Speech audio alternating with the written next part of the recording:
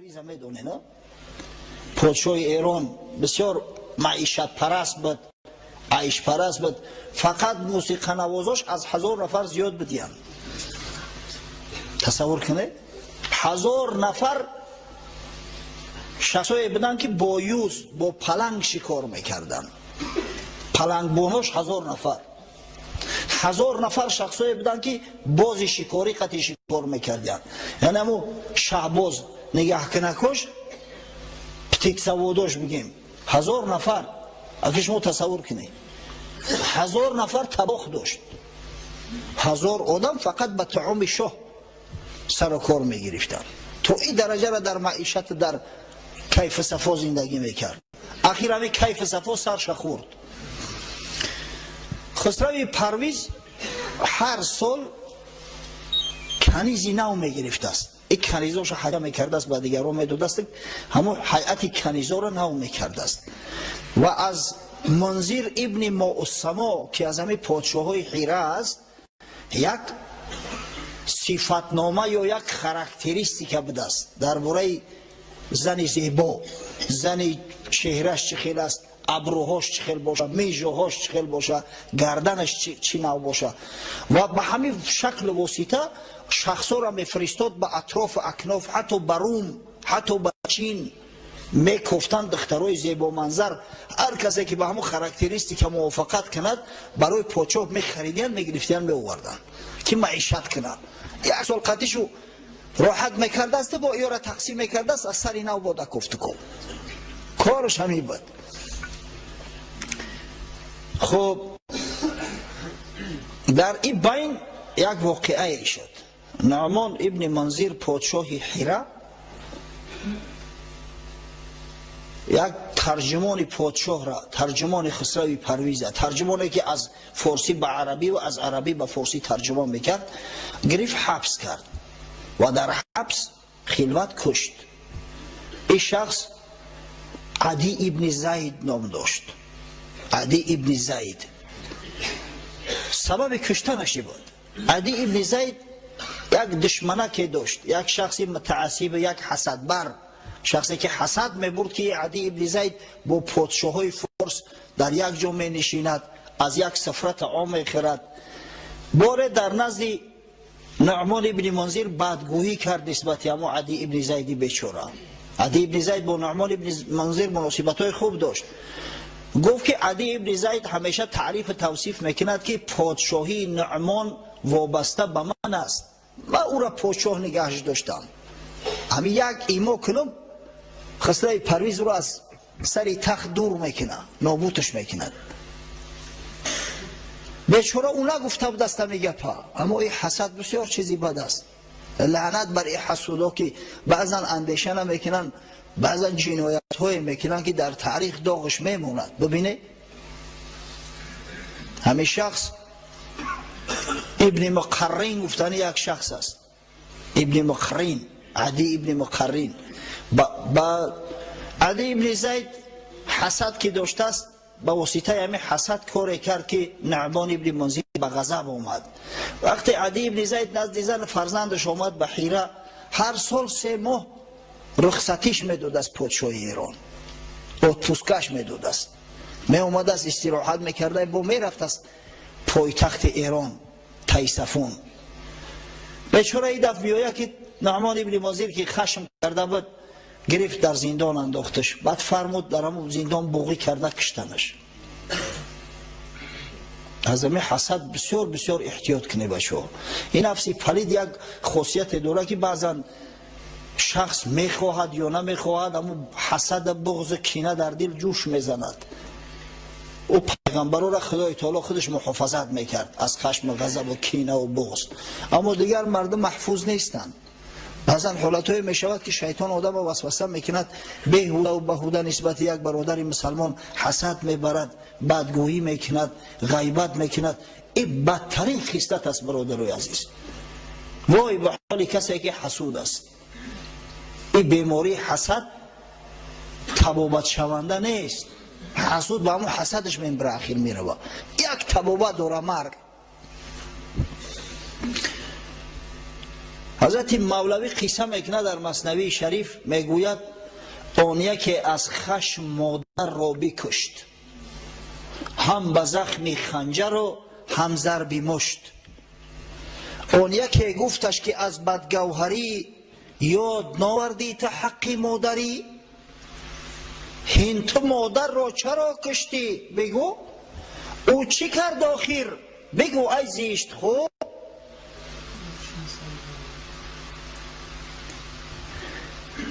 یک نکسی به دست برادر و 56 و 54 راه محکم کرده است. بسیار خواهش میکنیم، ما صدها مراتبه التماس کردیم همه کار دیگر تکرار نشود. صاحب ماشین نکسی 56 و 54 خواهش میکنیم تز ماشین تون بگیره که راه محکم کرده. یک شخص مادرش میکشد، با یک کسی دیگر نصیحتش میکنه که آخه رو درگور تو حق مادریش پیش نظر ناوردی، تو نخوا مادری مشتی پرت بکشی، چرا کشتیش؟ گفت کار کرد کن آری وی است، کشتمش کین خاک ستاری وی است. این بدبخت گفت یک کار کرد که بسیار شرمندگی است، ایرا همون خاک اگر نپوشانش ایرا به هیچ وجه دیگه گناه ایرا پوشانده نمی شود. گفت آن کس را بکش ای محتشم، گفت پس هر روز مردی را کشم. این بدبخت گفت دایی برای شیطونی میکرد که انا فلان آدم بکش، انا فلان آدم اینا بای به دولت شده است بکش. برای گپ ایشیده من هر روز یک کس بکشم خونی مردم کلا بگیرم. کشتم او را رستم از خونهای خلق، نای او برم به هست از نای خلق. از او دهنی را بکشم یا برای جانم خلاص شوه، این سبک نیست. و حضرت شرح میتوقعی کشتن مادر، اگر مادر به هر شکل نموده باشه ممکن نیست. آخی غرض از مادر چی است؟ حضرت شرح میتا میگه نفسی توست آن مادری بدخاصیت که فنای اوست در هر ناحیت. همون مادری بدبخت این همین نفسی پلیدی تای، برای همین انسان از نفسش نزدیکتر چی نیست.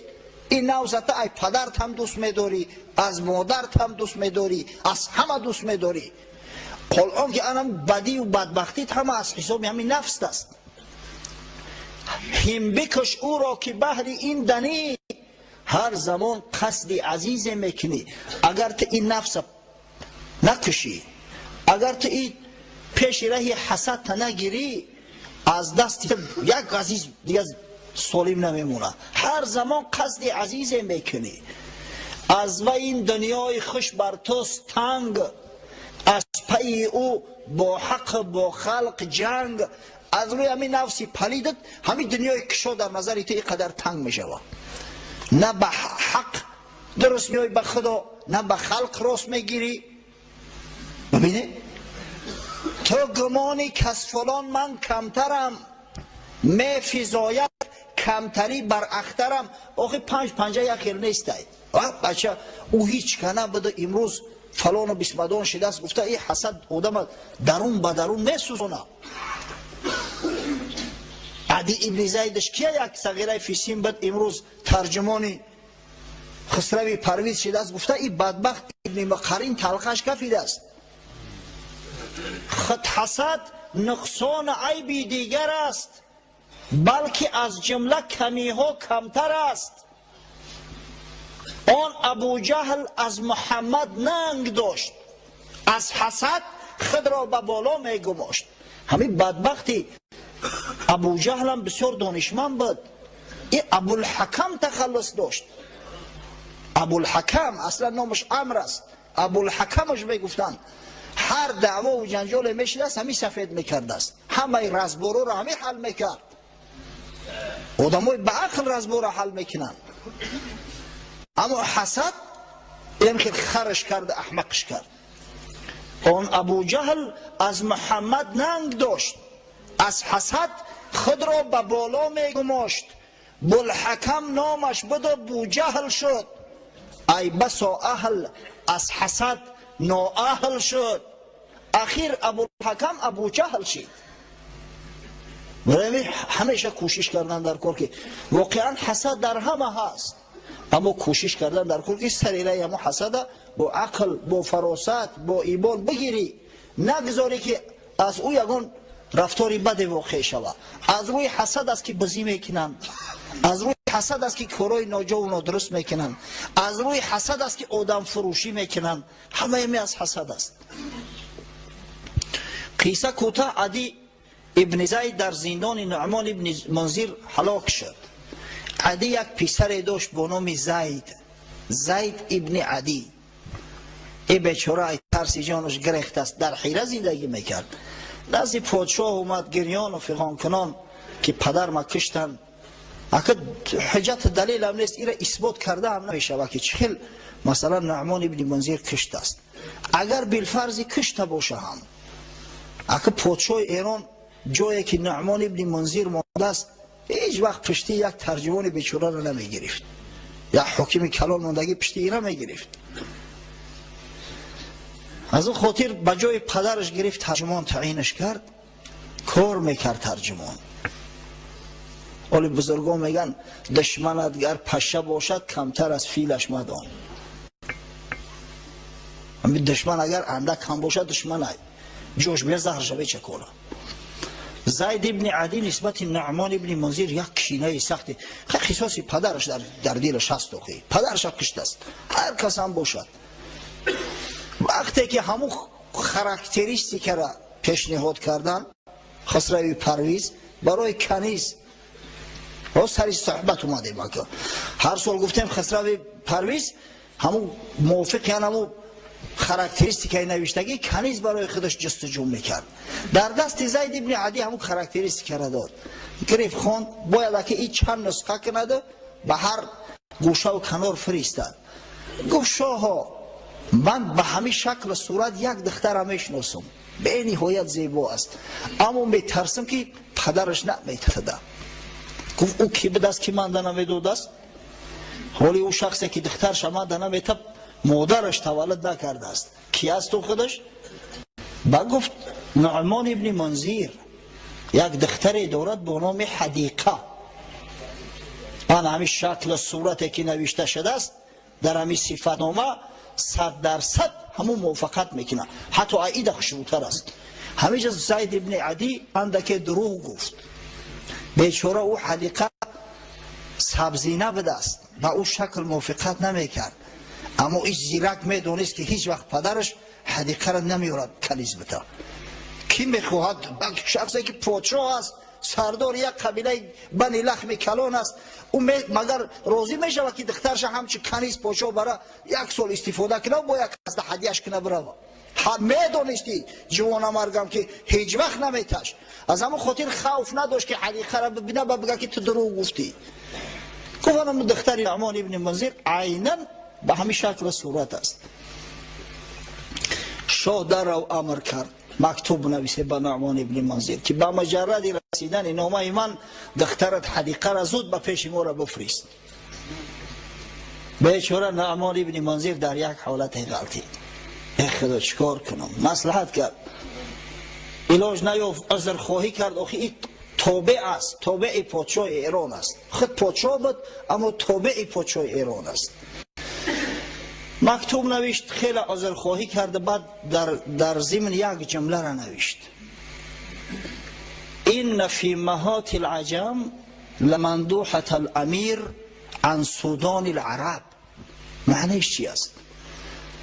дар аҷам ин қадар оҳу чашмҳо зиёд ҳастанд, оҳу шаклҳо, яъне заное ки чашмошу ба чашми оҳу мемонад, шаклшу ба шакли оҳу мемонад, он қадар зиёд ҳастанд ки подшоҳи бузургворро аз сиёҳчурдаҳои араб қонеъ месозанд.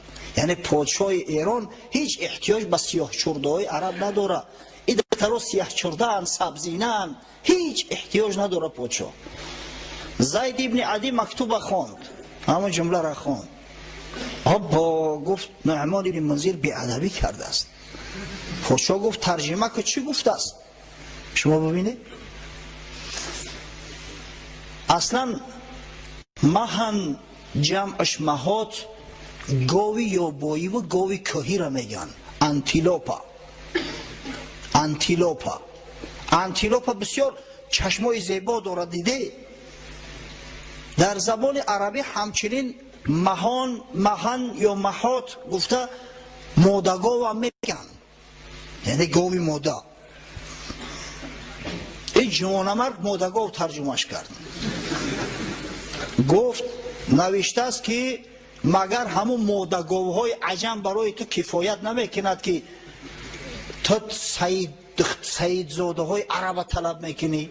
کلمه سودان این بیچاره به معنای از سواد گرفته است، سیاه یعنی سیاهک، مقصد سبزی نه، اما این سود به معنای سعید هم میآید. ای گرفت سعید ترجمهش کرد، یعنی گفت که همون مادگاوات برات کفایه است، تو چی سعید زاده های عرب طمع میکنی؟ وقتی این را ترجمه کرد در نزد پاشا خون در سرش زد، گفت نعمان ابن منذر را بگیره بیوری. آخران پادشاه حیره که هست برای همون قصهش مفصل آورده استم. بیچاره دیگه در تشویش ماند، میدونست که اگر برم یگون بلا در گرفتار میکنه. حالی نمیدونه که تا کدام درجه مسئله جدی است. به هر وجه نزد قبیله آل شیبان رفت و با سردار قبیله هانی ابن مسعود که یک جوانمردی بود، فرزندای خودش مال و اموال خودش به امانت گذاشت و خداحافظی کرده. آمد نزد پادشاه. به یک روایت پادشاه گرفت در زندان پرتافتش که در زندان مرد. بر روایت دیگر که شاید درست‌تر باشه در زیر پای فیل‌ها پرتافتش. فیل‌ها لگد کردن کشتنش، پچکش کردن. ببینید دشمن اگر پشه باشد کمتر از فیلش مدان، چی بسا میشود که یک مرچک احوال فیل بد میکنه. از همه خاطر است که بزرگان میگن اگر 100 دوست داشته باشی کم است، اما یک دشمن زیاد است. اما چی کنیم که در این دنیا با به دشمن هم نمیشید است. پس به همین پادشاهی هیره نیست شد. جای نعمان ابن منذر در ابتدا یک شخصی را با نام ایاس ابن قبیسه تایی گذاشتن. ای از قبیله بنی تی معروف است. قبیله بنی تی احمد شنیده، با نام حاتم تی احمد میشناسه. اما او بیچاره مدت زیاد پادشاهی نکرد. 1 سال 2 سال پادشاهی کرد، شکست خورد از امو هانی ابن مسعود. وقتی که خواستن زن فرزندانی که را طلب کنن گیرن، امو حدیقه را خواستن که طلب کنن گیرن. او هانی ابن مسعود هم بسیار جوانمرد بود، از گفت این امانت است، من به شما تسلیم نمیکنم. بر ضد پادشاه ایران برخاست. در جنگ در یک موضع با نام زیقار نزد چاه زیقار بار اول در تاریخ عرب ها عجمی ها را شکست دادن، در همینجا مغلوب کردن. قشون ایاس ابن قبیسه تایی را که لشکرش از لشکر عجم عبارت بود. بعد از او دیگر پادشاه در هیره یک ایرانی رمان با نام آزادبه ابن مردان بنداد در همونجا دیگر پادشاهی کرد تا زمانی آمدن اسلام و تا زمانی آمدن خالد ابن ولید. و خالد ابن ولید همه او چپگردان کرد و آخران پادشاه حیره، پادشاه عربی، به همین شکل صورت عاقبت اجلش رسید، دنیای فانی را بدرود گفته رفت. خب یک دولت دیگر ماند. ما مختصر گرفتیم اینجا، اگر صحبتش بسیار طولانیه. پادشاهی شام یا پادشاهی غسانی ها در بصره، در ملک شام هم در ابتدا بنی قزاعه رفتند، بعدا یک قوم از قبیله بنی کهلان رفت و عاقبت الامر یک پادشاهی درست شد با نام پادشاهی غسانیان. غسانی ها چندین پادشاه ها داشتن. امپراتورهای روم هم اینا را دستگیری میکردن، زیرا که هم سری قبیله های عرب می گرفتن که به ملک های روم هجوم نکنن، هم در جنگ بر ضد ایران اینا را استفاده می بردن. یک پادشاهی بود با نام بنی غسان، بسیار پادشاهی معروف است. مثلا همون قصه های می شود که ابو طالب به شام رفت یا فلانی به شام رفت، پادشاه بصره، همین پادشاه عرب هستند بنی غسان، و بسیار مغرور و متکبر هم بودند. به حد مغرور و متکبر هستند که یکی از همه حاکم ها و شاه ها وقتی که مکتوب رسول الله صلی الله علیه و سلم گرفت که به اسلام دعوتش میکرد، گرفت مکتوب پاره کرد و فرستاده رسول الله صلی الله علیه و سلم به قتل رسوندند. حارث ابن عمیر ازدی را یگانه فرستاده پیغمبر که به قتل رسید در همه بصره به قتل رسید. شرحبیل ذی‌الکلاء به قتل رساندش. آخرین پادشاه این سلسله غسانیه با نام جبله ابن ایهم در سال 13 هجری در زمان خلافت حضرت عمر ابن خطاب به دست حضرت عمر مسلمان شد. جبله ابن ایهم مسلمان شد. سال دیگه به نیت زیارت خانه خدا به مکه آمد. هنگام طواف خانه خدا اکد روجه همه ریدو می پوشند، همه ازار و ریدو داری دیگه، پادشاهی گدایی هیچ تفاوت نیست. یکی از عرب های پایلوچ بیچاره یک کمبغل ناخست نوگی ریدای همین پادشاه را که به زمین آویزان به دست زیر میکنه، ریدا از تنش افتید. از خشم و غضب مردک پادشاه ایوخی یک مشت بروی همون بیچاره زد. اگر دیگر زمان و دیگر عصر میشید که خیلی میگفتن اگه خدا حوالش به خدا به گذشته صلوات، اما این مسلمان میدونست که در عصر کی زندگی میکند. این میدونست که عهد عمر خطاب است، عمر عادل است، عمری که حتی قصاص مرچه را از شیر میگیرد، میگذارد که یک مسلمان در رز خانه کعبه لط و کوب کنن. این جواب مونه. این عدل اسلام را ببینه. اومد نزد حضرت عمر گفت یا امیر المؤمنین، پادشاه آل غسان جبله ابن ایهم یک مشت به یگان عذر در روم کفت. حضرت دعوتش کرد. گفت یا جبله چه کاری کردگید؟ به تو شرم نداشتی؟ نه از خدا شرم داشتی، نه از بندگان خدا شرم داشتی. این کاری تو اصلا از روی اسلام درست نیست و در اسلام تو باید مجازات شوی. گفت مجازاتش چی است؟ گفت صبر میکنی میستی اون مردک یک مشت درود میزنه چه خیلی تو او را زده بودی، یا که شاید عذر خواهی کنی، اگر عذر تبو پذیره به همه جانت خلاص. سبحان الله. گفت شما از پادشاه را من خیلی قصاص میستونه؟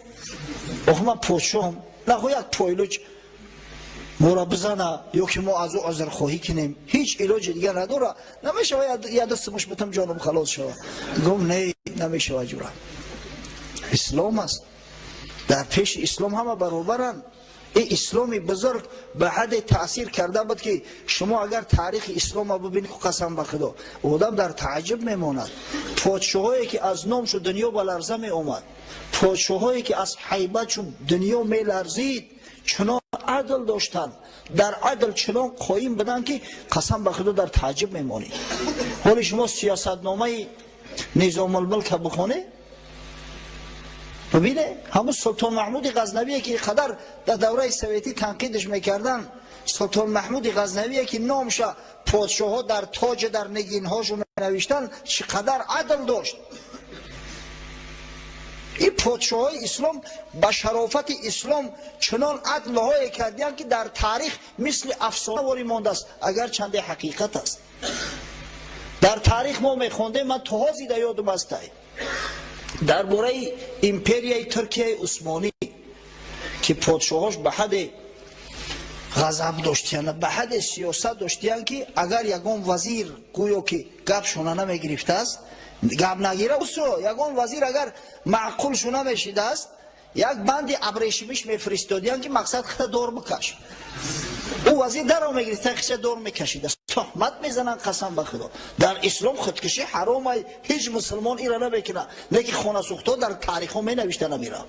اینا بگیره تاریخ عصرهای میانه در دوره سویتی هم خونده بوده. امپریای عثمانی را ببینه، ترکای عثمانی، ضبط کنستانتینوپل، این همی سفسطه ها زیاد است. اگر اونا اینقدر ظلم داشتن، هیچ وقت ملک اونو 500-600 سال ادامه نمیکرد. عاقبت ظلم پایدار نیست. هر پوشویی که ظلم کنه ناعدلی کنه خداوند زود خراب میکنه سر مملکت. یک پادشاه بود به نام سلطان مراد ترک، سلطان مراد دو. این شخص اروپا را در محاربه کوسوو تورمار کرد، بالکان ضبط کرد، حتی که استرالیا را احاطه کرد. او زمان یک امپریای بزرگ بود استرالیا، امپریای استرا-ونگریا میگفتند. احاطهش کرد، در دری همو استرالیا در دری وینا سپری خچ زد و صورت غالب تمام اروپا در نزدش می لرزید. از ترس سلطان مراد دو یگان کشتی اروپایی به اجازه در بحر بیرون زمین حرکت کردن نمیتونست. محمد اقبال لاهوری صفت میکنه سلطان مراد که چی نوع پادشاهی داشته، چی عدلی داشت. محمد اقبال حضرت میگه بود معمار ز اقلیم خوجند، در فن تعمیر نام او بلند، ساخت آن صنعتگر فرهادزاد مسجد با امر سلطان مراد. یک معمار بدست خوجندی. این خوجندی ها و استروشنی ها و اسفرگی ها ایام قدیم الایام معمارای خوب بودن، نامدار بودن. در زمان همین سلطان مراد دو به امر پادشاه یک مسجد می سازد. خش نیامد شاه را تعمیر او، خشمگین گردید از تقصیر او. همون تعمیر شکلی درست کرده مسجدش بخاطر به پادشاه معقول نشید. هر کس با خودش یک سلیقه داره. بعضی چیزی هست یک کس معقول است، دیگر کس شاید اونقدر معقول نشود. همون لباسای تنگ در این جوانای ما میزیبه، اگر آدمی کلوسالا پشونی تلخش میکفه، تیستر بکشم ای تنم میخره گفته. یا هم بعضی لباسایی که همش رشته ها خطی دختگی، رشته های سیمی خطی، اما شلدر آخه او برای رقاصه ها میزیبه. دخو مردی مسلمان همتری لباسا را بپوشه. اما بعضی ها در معقول است، اما هزار که نصیحتش میکنیم با میبینید در تنش همو گشت است. خش نیامد شاه را تعمیر او، خشمگین گردید از تقصیر او. آتشی سوزنده از چشمش جهید، دستی آن بیچاره با خنجر برید. پادشاه هست توخید غضبش کرد، گرفت خنجر از زد به شست، دستی بیچاره را قطع کرده. جوی خون از ساعدی معمار رفت، پیش قاضی ناتوان زار رفت. بیچاره بندیده از شقپیده پیش قاضی اومد، گفت ای پیغام حق گفتاری تو، حفظ آیین محمد کاری تو. سفتگوش سطوت سلطان نیم، قطع کن از روی قرآن دعویم. گوه قاضی ترا وظیفت است امر خدای تعالی را باید که پهم کنی، تو باید پشتیبانی از بندگان خدا کنی. من غلام حلقه برگوش این پادشاه نیستم، من یک کارگر و مردی کار هستم. سپارش کردن اومدم کار کردم. پادشاه چه حق داشت که دستی من میبره؟ از روی قرآن میخواهم که حکم فیصله کنی. قاضی عادل بلندان خسته لب، کرد شهر رو در حضور خود طلب. سبحان الله. سلطان مراد را که یه رو پدر نزدش میلرزید، پادشاه دعوتش میکنه که کوبیای بولو چیکویت شده است. ایرا اسلام میگن. رنگ شه از حیبت قرآن پرید، شه خدا ترس. او شه خدا ترس بود که تا امروز نامش بگیریم. نباشه تری پادشاه و پادشاه بچه ها میلیون ها گذشتگیان. رنگ شه از حیبت قرآن پرید، پیش قاضی چون خطاکاران رسید. گفت شه از کرده خجلت بودم، اعتذار از ظلم خود آورده ام. پادشاه اومد که به خدا شرمنده ام از کاری کردگیم، اگر علاجش باشه همیره یک بلو کنیم خلاص کنیم، معمار راضی کنیم، مقصد از بحری دعواش بگذره. گفت قاضی فی القصاص آمد حیات، زندگی یابد از این معنا ثبات. عبد مسلم کمتر از احرار نیست، خون شه رنگینتر از معمار نیست. خوزی گو ما حق نداریم، اینجا قصاص هست. خون پادشاه از خون معمار سرختر نیست. در اسلام بنده و مولا همه برابر هستند پیش خدا و پیش قرآن. چون مراد این آیه محکم شنید، دست خود از آستین بیرون کشید. سبحان الله. این پادشاه و این جوانمرد وقتی دید که نمیشید از چرز بازی قطعی پول قطعی نمیشید است، دست کشید گفت اینو بگیره قطع کنه. مدعی را تاب خاموشی نموند، آیه بالعدل والاحسان خواند، گفت از بحر خدا بخشیدمش. این معمار هم دید جوانمردی پادشاه را به این حد که نمیگه که نامعقول کرده، در کار باشه خوزیت هم میکشم، همه تنیست و نابود میکنم. خیلی نه، دست وقت دید که کشید برابر که بگیره قطع کنه، یک پادشاه جوانمرد اسلامی که عاقبت الامر در جنگ شهید شد، این شهید شد، از به درجه شهادت رسیدگی. گفت از بحر خدا بخشیدمش، از برای مصطفی بخشیدمش. این اسلام برادرو. دو اکو دادر جنگ میکردن با هم دیگر، جنگی در همین محله هر دش جمع آوردیم که آشتی کنه. 3-4 سال شد به هم دیگر قهری بدین. اکش راضی نمیشه که با برادر خودش آشتی کنه. این عقل فراست. این مرده که ببینه شخصی را که دست شقت کرده است، گفت از بحر خدا بخشیدمش، از برای مصطفی بخشیدمش. یافت نور بر سلیمان ظفر، سطوت آیین پیغمبر نگر. پیش قرآن بنده و مولا یک است.